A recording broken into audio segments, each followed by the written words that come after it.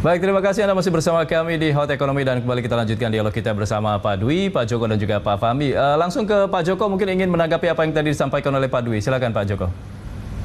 Ya, yang disampaikan Pak Dwi itu paralel seperti itu. Nah, di dalam POD diasumsikan harganya tertentu untuk mencapai harga tertentu. Nah, sekarang kalau sudah MOU, ya sudah konsumen tadi yang sudah MOU mau nggak dengan harga POD?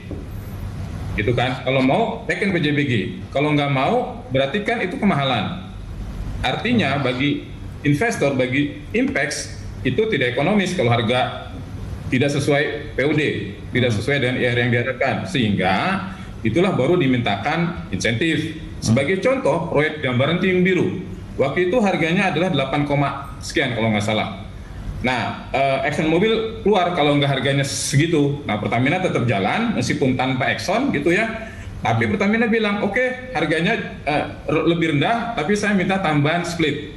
Nah, ini sebagai contoh. Mirip sebetulnya, bahkan mirip sekali. Masalah seperti itu. Cari pembelinya maunya harga berapa? Oke, di bawah POD, tekan aja. Nah, nanti baru Impex minta ke pemerintah, Pak, kalau harganya sekian, split saya tambahin dong. Jangan 65, 35 misalnya. Misalnya oke, saya mendapat split 40-50 atau 45-55 sampai ekonomis mendapatkan IRR sesuai dengan PUD.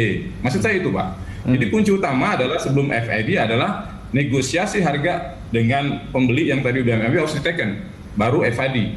Tanpa itu ya nggak akan pernah selesai, nggak akan pernah dapat investor. Gitu. Oke, baik. Gitu. Oke, baik. Saya minta tanggapan dari Pak Fahmi. Pak Fahmi, kalau misalnya dengan kondisi seperti saat ini, kita masih mencari investor baru untuk pengganti sel begitu. Insentif seperti apa yang harus diberikan oleh pemerintah terhadap investor baru ini nantinya? Ya, pertama bagi investor itu ya yang mau masuk di hulu migas, itu yang pertama dia melihat apakah ada potensi minyak atau gas yang ada di hulu tadi. Itu satu hal yang penting gitu ya. Nah, kemudian yang kedua tentunya dia akan menghitung tadi gitu ya.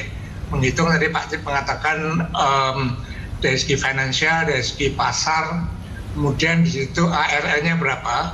Nah, kalau tidak salah di POD yang terakhir itu ARR-nya internal rate of return itu sudah dihitung sekitar 15%. Ini cukup tinggi gitu ya. Nah, dalam perhitungan ARR tadi, meskipun ini proyeksi atau perkiraan, itu juga sudah ditetapkan harganya juga. Jadi prospektif tadi itu dari segi kelayakan apakah itu finansial atau juga dari pasar. Nah, memang harga itu akan ditentukan oleh berbagai variabel gitu ya. Demand supply itu pasti tadi, kemudian juga pada saat kontrak tadi, dan kebijakan pemerintah itu juga akan menentukan. Tadi Pak Cip menentukan bahwa sejak tahun yang lalu ada kebijakan pemerintah yang menetapkan harga jual gas itu $6 per MMBTU.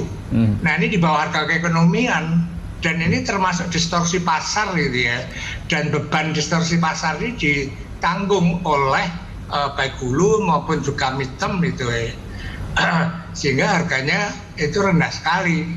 Nah, kalau kebijakan semacam itu ya, itu kemudian dipaksakan sebagai distorsi pasar, nah ini saya kira juga akan mengganggu investasi, dan ini akan berpengaruh untuk mencari investor baru tadi.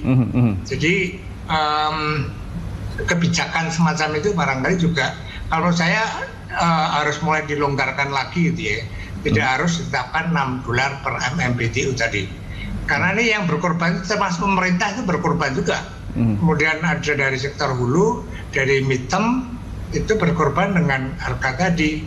Nah, serahkan saja pada mekanisme pasar gitu ya, sesuai demand dan supply, dan saya yakin itu prospeknya itu masih cukup bagus dan prospektif itu, Mas Andra. Oke, baik Pak Dwi, terkait dengan mundurnya sel ini tentu ada dampaknya Pak ya. Selain tadi mungkin proyeknya akan mundur, apalagi kira-kira dampak yang akan dirasakan baik itu oleh pemerintah dan juga pemerintah pusat dan juga pemerintah daerah di Maluku, Pak? Ya, jadi ada beberapa hal yang dihadapi oleh investor dalam hal ini. Yang pertama tadi dampak dari pandemi. Yang kedua adalah dari harga gas ke depan, jadi harga LNG maupun harga, contoh misalnya kalau kita bicara harga dalam POD LNG ke depan itu sebelumnya kita analisa Brent itu average di 20 tahun ke depan adalah 65 US dollar per barel.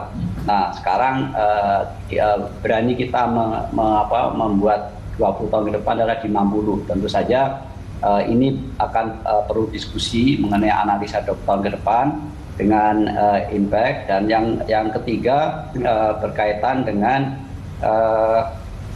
tuntutan dunia terhadap dan ini berdampak kepada strategi dari impact sendiri untuk mengimplementasikan clean growth global. Jadi dengan implementasi carbon capture and utilization storage, jadi CCUS. Tentu saja dengan mengimplementasikan teknologi CCUS berarti ada dampak kepada masalah capex, dan tentu saja hal ini perlu dilakukan kalkulasi kembali mengenai keekonomian. Dan ini yang menjadi tugas DKK sendiri untuk mereview bersama-sama dengan impact dua hal tadi. Jadi di samping masalah